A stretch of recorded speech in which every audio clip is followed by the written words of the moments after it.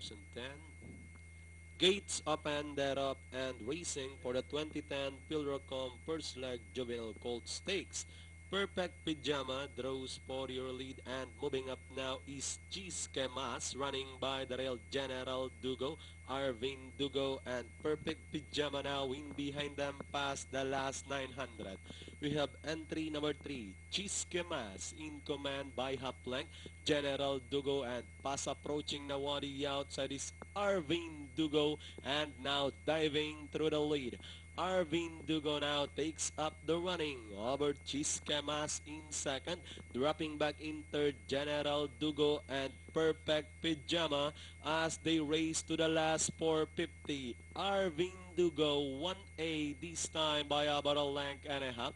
Cheeseke Mas is still in second, General Dugo and Perfect Pajama with the last 200 meters more to run.